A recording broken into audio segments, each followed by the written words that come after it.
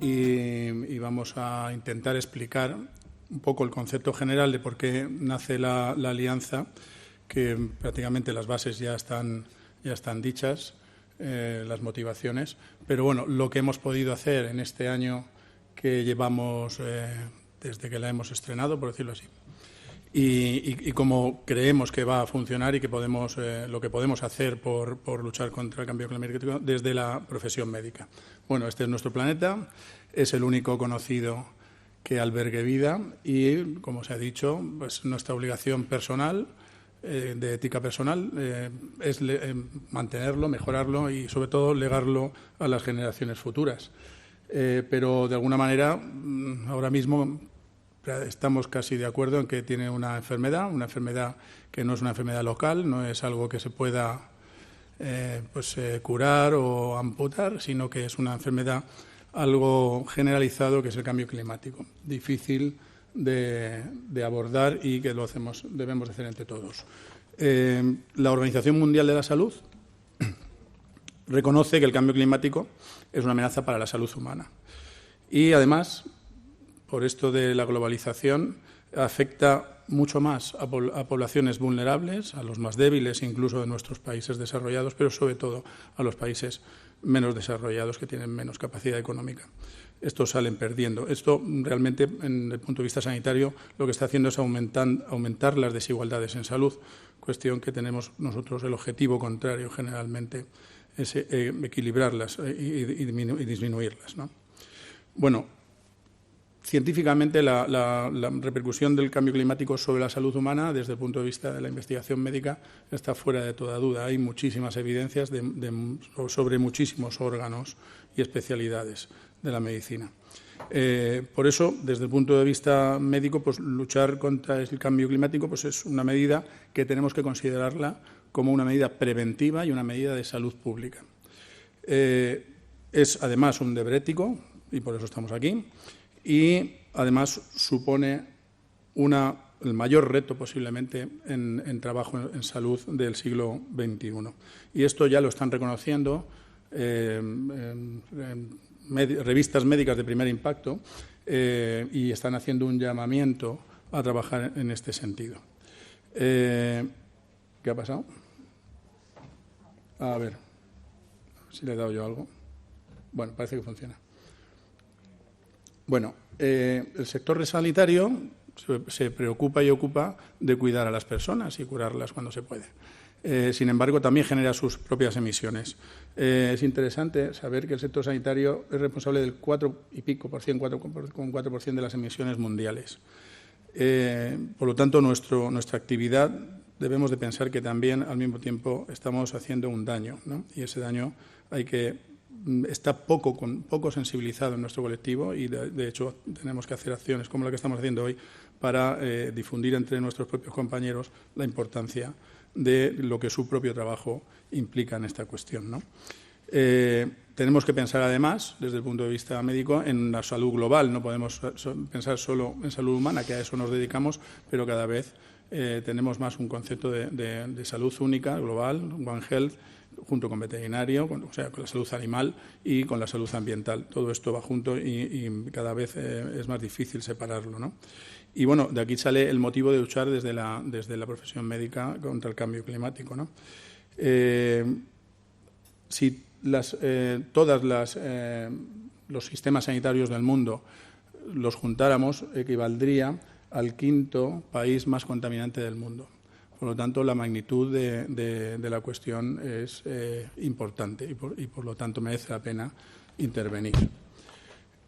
Pero ¿cómo vamos a intervenir en el sistema sanitario? Pues en el sistema sanitario es un sistema complejo. No solamente es el médico en su consulta, es todo lo que rodea que el paciente sea atendido. Y para eso hay muchos alcances. Desde luego están las cosas más directas, que es lo que nuestras emisiones de nuestras propias instalaciones. También está la generación de electricidad que se necesita, y luego hay muchas cosas que nosotros utilizamos, ir fijando en esto que marco aerosoles presurizados, ir fijando en anestésicos y sus gases, que algo diremos después, Y luego el mayor peso se lleva lo que lleva alrededor, lo que necesita un hospital, todos los equipamientos, todas las comidas, todo el mundo de las medicinas y la farmaindustria. Y además los vaivenes que le hacemos dar a los pacientes para poder ser atendidos. Todo eso genera emisiones. Por lo tanto, además de hacer bien o tener tú una voluntad, lo que tenemos que pedir también es que las propias organizaciones sanitarias se tomen el asunto en serio y empiecen a medir y a reducir todos estos impactos. Esto realmente lo que estamos hablando es de eficiencia. O sea, no hacer que un paciente venga 4 veces cuando solo viene uno, cuando solo debe de venir una, o hacerle 3 análisis cuando lo podemos hacer en uno, es una cosa que cotidianamente hacemos nosotros, sobre todo médicos de familia, que es lo que soy yo. Y realmente no lo veíamos como un bien para el paciente que tenemos enfrente, pero realmente también estamos haciendo un bien general a la organización en cuanto a eficiencia y en cuanto a emisiones, pues también, ¿vale? ¿Qué ha hecho o qué está haciendo la Organización Médica Colegial de España respecto a este problema? Bueno, no solamente la Alianza, voy a dar unas pequeñas pinceladas. Formamos parte del comité organizador de la plataforma One Health. Hacemos formación, que es uno de los objetivos de cualquier colegio, de cualquier organización colegial. Estamos formando a profesionales, incluso a ciudadanos. Estamos adaptando el Código de Deontología Médica, que ahora mismo se está debatiendo y saldrá nuevo, incluyendo algunos artículos sobre el medio ambiente. Y muy recientemente nuestro presidente, Tomás Cobo, ha propuesto en la Asamblea General de la Unión Europea de Médicos Especialistas crear una federación temática sobre el medio ambiente, cuestión que se ha aceptado y que se desarrollará, y es una iniciativa española y bueno, de alguna manera está en el camino de los objetivos de desarrollo sostenible, ¿no? Y luego, finalmente, la Alianza Médica, que fue presentada en el Ministerio de Sanidad en enero y de la cual vamos a hablar ahora. Está disponible en web, por supuesto, esa es la portada y lo pueden consultar cuando quieran. Pero vamos a ver qué es y para qué se ha hecho, ¿no? Es simplemente la expresión del compromiso de nuestra organización, y además se han unido sociedades científicas médicas. Ahí hemos puesto unas cuantas, ahora ya hay más, y simplemente para apoyar y tomar una postura en racionalizar nuestras actividades clínicas y en trabajar en la descarbonización del sistema. Es el compromiso. El documento está organizado en 3 secciones. Una es cómo se describe, en qué influye el cambio climático en la salud. Otra es el mundo sanitario, cómo influye. Y la final, la de abajo, es cómo el médico individualmente puede asumir algunas acciones de compromiso. Vamos a repasar someramente.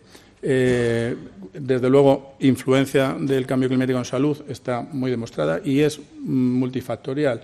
Contaminación del agua, también se ha demostrado que aumenta los trastornos psiquiátricos, además de todas las catástrofes de migración, de sequías, de hambrunas. Todo esto relaciona con la salud y, por supuesto, produce mortalidad, aparte de los golpes de calor, que es lo que más sale en la tele, pero realmente eso es lo que menos daña. Daña porque se mueren, pero quiero decirte, en cuanto a volumen, desde luego no tiene nada que ver con una sequía en Etiopía, vamos, o con las diarreas que se producen por un agua mal potabilizada. Además, están aumentando enfermedades por vectores, de cosas que hasta ahora en nuestro arco mediterráneo pues no había, porque están cambiando las temperaturas y ya nos pican mosquitos que tienen cosas que antes por aquí ni se mencionaban, ¿vale? Y luego, además, está produciendo claramente una mortalidad, ya en países donde lo medimos bien, los países desarrollados, mortalidad por enfermedades respiratorias y por enfermedades cardíacas, fundamentalmente, ¿no? Con lo cual afecta a un gran espectro. En el mundo sanitario, pues ¿qué tenemos que hacer y por dónde tenemos que empezar? Pues probablemente por determinar la huella de carbono del Sistema Nacional de Salud de España, que hay algunas iniciativas en marcha, pero todavía muy escasas. Debemos de generar una ruta o definir una ruta para descarbonizarnos. Debemos instalar energías renovables si podemos, luego aumentar toda la eficiencia de iluminación, etcétera, y todos los consumibles y residuos, pues también tratarlos, ¿no? Minimizar visitas presenciales es algo que se está empezando a hacer y con la pandemia, evidentemente, ha surgido y se está manteniendo. Hay cosas que se pueden hacer, hay cosas que deontológicamente no se pueden hacer por teléfono, ¿vale? Pero bueno, es una modalidad que en primaria nosotros utilizábamos ya para dar, por ejemplo, resultados de pruebas y tal, que perfectamente es compatible y no tiene por qué hacer venir a la persona que a veces tiene grandes dificultades, incluso tiene movilidad disminuida, con lo cual pues estamos haciendo realmente una medicina humanística y eso siempre ha existido, lo que pasa es que ahora se ha puesto muchísimo más en evidencia, ¿no? Y bueno, tenemos que introducir dentro de nuestras organizaciones actividades que incentiven toda esta cuestión.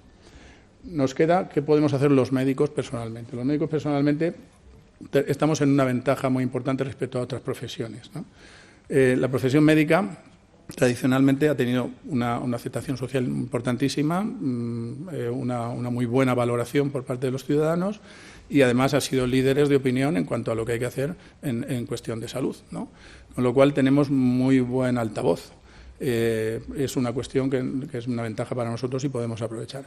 Y por la otra parte, desde el propio profesional, fundamental, todos los especialistas, pero fundamentalmente los especialistas en atención primaria, en medicina familiar y comunitaria, pues tienen una relación con cada paciente estrechísima, de confianza absoluta y que nos hacen caso a veces, pues yo tengo anécdotas de hasta pedirme opinión de si venden o no venden su piso, ¿no? Entonces, esto es real. Con la cuestión, nosotros seguro que vamos a dar un consejo medioambiental y seguro que va a tener un impacto importante, ¿no? Mucho más importante a lo mejor que otras profesiones que le va a costar más, ¿no?, llegar a la población. Entonces, eso lo tenemos de ventaja. De desventaja que nuestro colectivo está muy poco sensibilizado, y eso nos toca a nosotros hacerlo. También tenemos la ventaja de que tenemos relaciones, desde luego la OMC, en la esfera política, los organismos generales de todas nuestras profesiones tienen contactos políticos y podemos influir. Y luego, de la actuación corporativa, somos 52 provincias, somos 52 colegios de médicos, ¿no? Son 52 oficinas que realmente tienen que marcarse unos objetivos y, de hecho, la Alianza los tiene para la propia oficina, nuestra propia actividad, normalizarla, disminuir, medir nuestra huella de carbono y reducirla o compensar, que ya hay algunos que lo están haciendo. En España, hoy por hoy, solo dos colegios tenemos porque uno es Alicante, pero el otro es La Palmas, que es el primero, tenemos la huella de carbono declarada por el MITECO, ¿vale? Bueno, estamos intentando que además de dos pues sean 52, ¿no? Pero hay que empezar por algún sitio y alguien tiene que tirar un poquito del carro, ¿no? Otros han avanzado en otros aspectos, pero realmente se debe empezar, entendemos, por declarar la huella de carbono. Eso también tiene un impacto además ético y un impacto de ejemplarizante, ¿no? Si lo hacemos nosotros en nuestra propia oficina, pues podremos pedir que lo hagan en mi consulta, ¿no?, con más razón. Y en cambio, en cuanto al ámbito profesional, lo he dicho, el Consejo Médico, y lo más difícil, que será al final, es modificar nuestros propios hábitos profesionales. No es imposible. Yo, desde que empecé como residente, que eran unos 30 años, hemos cambiado guías clínicas de una misma patología, pues no sé, en 3, 5, 7 ocasiones, porque se van actualizando. Hay además patologías donde han cambiado drásticamente la actuación y en cambio ya todos lo hacemos de la manera adecuada y con evidencia científica. Pues bueno, pues es posible, pero evidentemente es una cuestión más lenta. Y estas son el último trocito de queso que nos quedaba, que era lo que nosotros podemos hacer desde nuestra propia consulta, ¿no? El compromiso institucional. Ya muchos colegios empezamos a tener becas para ayudas, investigación médica sobre esta cuestión, congresos como el que estamos haciendo hoy, el Consejo Médico Medioambiental, que no es decirle a uno prescribirle una cuestión a otra. El consejo puede ser desde la alimentación, teniendo en cuenta lo que ha salido de alimentación saludable y añadido con alimentación respetuosa con el medio ambiente, ¿no? Esto se puede hacer y te van a hacer caso.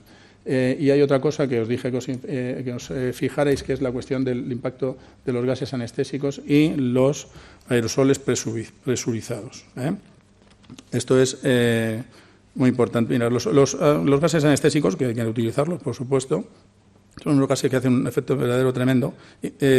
Los halogenados pueden permanecer hasta 15 años en la atmósfera y el óxido nitroso, particularmente, tiene una vida de hasta 150 años en la atmósfera, ¿vale?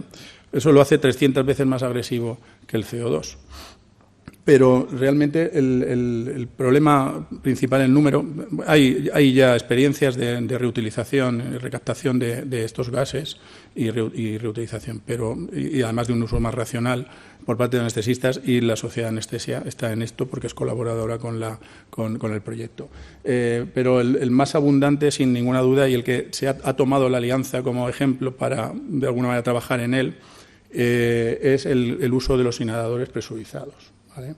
Los inhaladores presurizados, que todo el mundo los conoce, son este tipo, son una forma de administrar medicamentos inhalados.